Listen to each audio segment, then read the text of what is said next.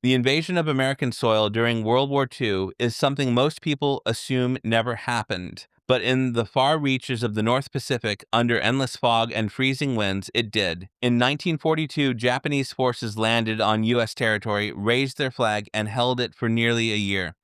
Almost no one noticed. What followed in 1943 would become one of the most brutal, misunderstood, and forgotten battles of the entire war. This is the story of the Battle of Attu, a place where men did not just fight an enemy, they fought the island itself. Attu Island sits at the western edge of the Aleutian Islands chain, closer to Japan than to mainland Alaska. It is a treeless, mountainous island battered constantly by wind, rain, sleet, and thick fog that can reduce visibility to only a few feet. The ground is soft and waterlogged, made up of tundra, bogs, and jagged volcanic rock. Even in late spring, temperatures hover near freezing, and sudden storms can appear without warning. For centuries, Attu was inhabited by the Aleut people, who adapted to the harsh conditions. For modern armies, it would prove deadly. After Japan's attack on Pearl Harbor in December 1941, the Pacific War expanded rapidly. By mid-1942, Japan was pushing aggressively across the Pacific, capturing territory and threatening American supply lines. In June 1942, as part of a broader operation that included the Battle of Midway, Japanese planners approved a diversionary attack in the Aleutian Islands.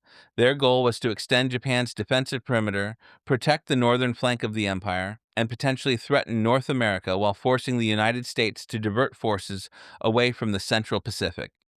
In early June 1942, Japanese forces bombed Dutch Harbor in Alaska. Days later, Japanese troops landed on Attu Island and nearby Kiska Island. It marked the first and only time during World War II that enemy forces occupied incorporated United States territory. The Aleut civilian population on Attu was taken prisoner and later transported to Japan, where many would die from disease and neglect. The island itself was transformed into a military outpost, fortified with defensive positions carved into hillsides and valleys. Despite the historical significance, the occupation of Attu barely registered with the American public. The war was being fought on so many fronts that a remote island shrouded in fog and far from population centers seemed almost irrelevant. But for military planners, the presence of Japanese troops on U.S. soil was unacceptable. Retaking Attu became a matter of national pride and strategic necessity. As the United States prepared to launch its counteroffensive in 1943, intelligence on Attu was limited and deeply flawed. Aerial reconnaissance was hindered by constant cloud cover, maps were outdated or inaccurate. Many commanders believed the Japanese garrison would be small and poorly supplied. They also underestimated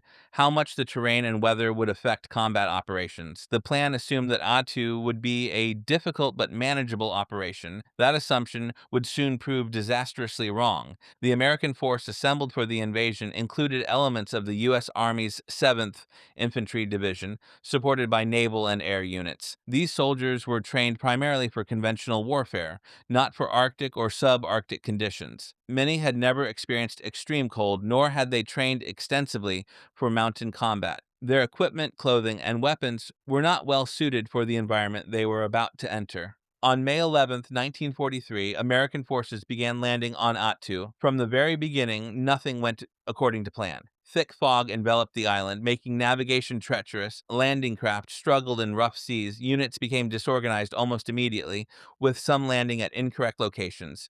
Communication between units was unreliable, and commanders often had little idea where their troops were or what they were facing. As soldiers moved inland, they quickly discovered that Attu was not an island that could be easily crossed. Valleys filled with freezing water slowed movement to a crawl. Steep ridges forced men to climb under heavy loads while exposed to enemy fire they often could not see. The fog concealed Japanese positions, allowing defenders to remain hidden until they were dangerously close. In many cases, American troops were fired upon without ever spotting the enemy. The Japanese commander on Attu, Colonel Yasuo Yamasaki, had no intention of meeting the Americans on the beaches. Instead, he positioned his forces inland, using the terrain to his advantage. Defensive positions were dug into hillsides and ridgelines, offering clear fields of fire while remaining nearly invisible. Yamasaki understood that Attu itself was his strongest weapon. He planned to bleed the American forces slowly, forcing them to fight uphill, through mud, cold, and constant uncertainty. Within days, it became clear that this would not be a fast or clean battle. Casualties began to mount, not just from enemy fire, but from exposure, exhaustion, and accidents. Men slipped on wet rock and fell into ravines. Others collapsed from hypothermia after hours of marching through freezing water. Frostbite set in even during combat operations. Medical evacuation was difficult, and wounded soldiers often lay exposed to the elements for extended periods before reaching aid stations. Morale suffered as the reality of the situation set in. Soldiers expected a conventional fight. Instead, they found themselves advancing a few yards at a time, never knowing where the enemy was, never able to escape the cold and wet. Sleep was nearly impossible. Clothing never fully dried. Food was cold and scarce. The psychological toll was as severe as the physical one. By the middle of May, American commanders realized they had badly underestimated both the enemy and the environment. Progress was slow and costly. Every ridge captured revealed another defensive position beyond it. Every advance invited ambush. The island that seemed insignificant on a map was proving to be one of the most punishing battlefields American troops had ever faced. The Battle of Attu was no longer just about reclaiming territory. It had become a test of endurance, discipline, and survival. The men fighting there would soon learn that Attu would take its toll long before the final shots were fired, and that the worst was still ahead. By the third day of fighting, it was no longer possible to pretend this was a normal battlefield. The enemy was rarely seen, the weather never relented, and the island itself was steadily breaking down the American advance. Every movement inland turned into a slow, grinding struggle, measured not in miles but in yards. The American plan relied on advancing through valleys and seizing high ground to flush Japanese forces out of defensive positions. On Attu, those valleys were filled with freezing water and knee-deep mud. Soldiers waded through bogs for hours at a time, boots soaked, socks frozen stiff by nightfall.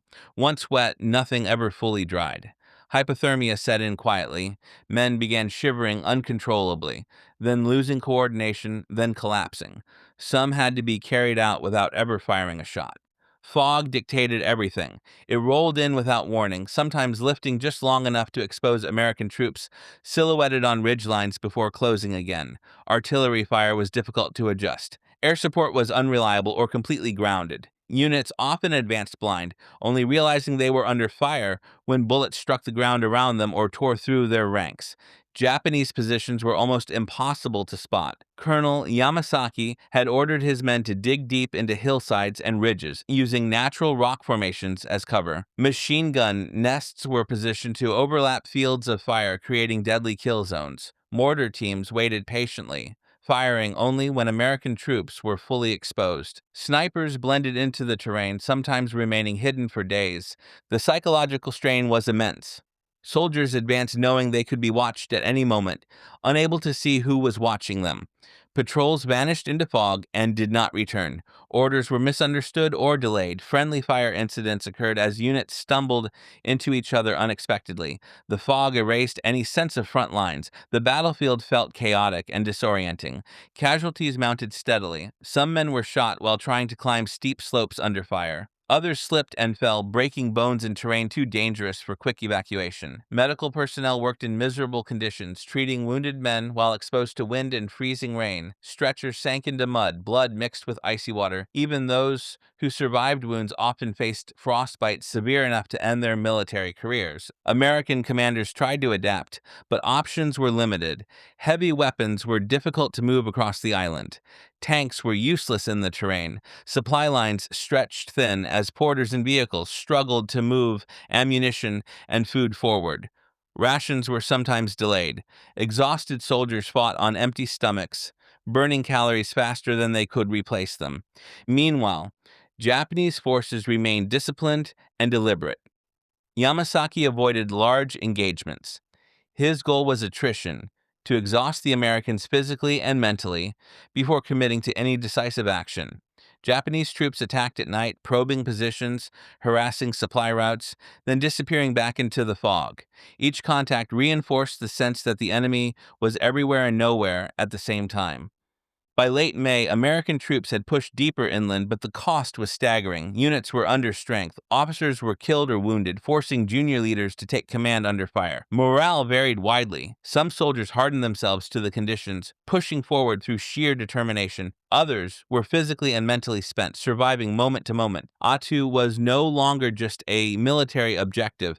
It had become an ordeal. The cold, the fog, the mud, and the unseen enemy combined into a relentless pressure that never eased. Every hill gained was paid for in blood, and every night brought the knowledge that the fight was far from over.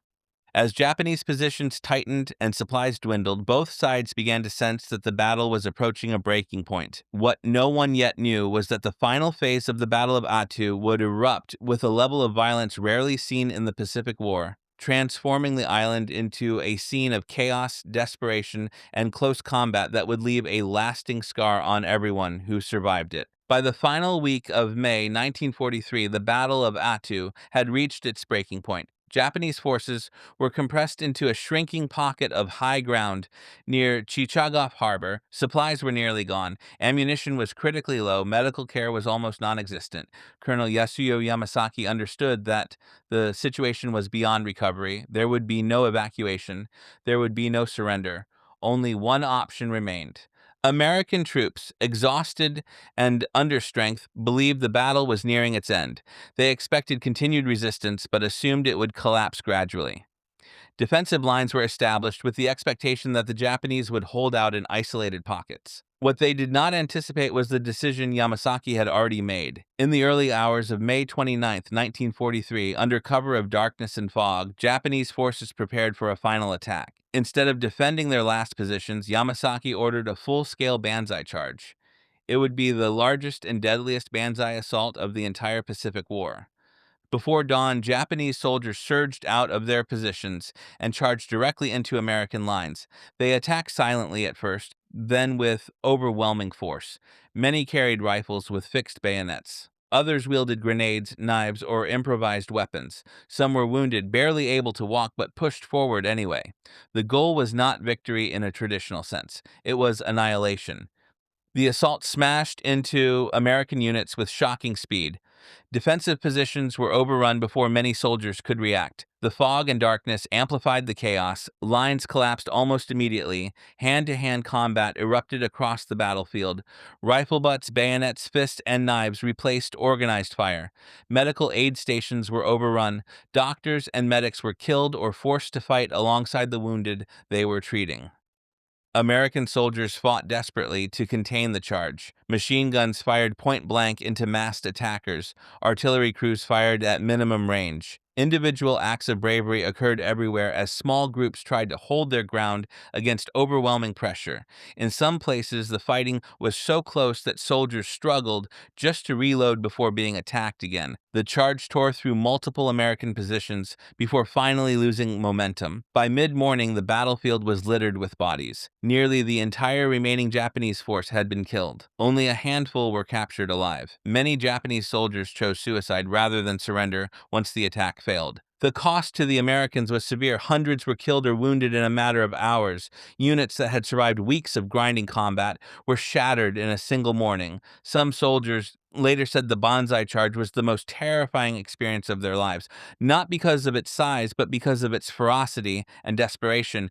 When the fighting finally ended, the Battle of Attu was over, but the toll was staggering. Of the approximately 2,600 Japanese troops on the island, fewer than 30 were taken prisoner. The rest were dead. American casualties exceeded 3,800, including killed, wounded, and non-battle injuries. Nearly half of those casualties were caused not by enemy fire, but by exposure, frostbite, disease, and accidents. Attu had claimed its victims long before the final charge, and it continued to do so afterward. Survivors carried physical injuries that would last a lifetime.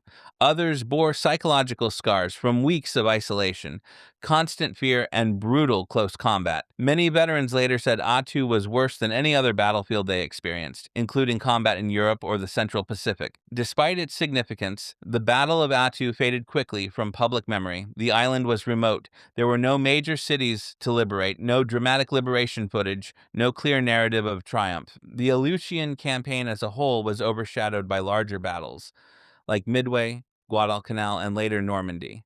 Attu became a footnote, even though it was the only land battle of World War II fought on incorporated United States soil. Militarily, Attu had lasting consequences. The battle exposed severe weaknesses in cold weather training, equipment, and planning. The U.S. Army began revising its approach to Arctic and mountain warfare. Medical understanding of cold-related injuries improved. Commanders gained hard lessons about terrain-driven combat and the dangers of underestimating environment as a weapon. Today, Attu Island is uninhabited. The fog still rolls in. The wind still howls across the ridges. Rusting equipment and scattered remains mark where men once fought and died. It is quiet now, but the ground remembers. The Battle of Attu was not a story of glory or sweeping victory.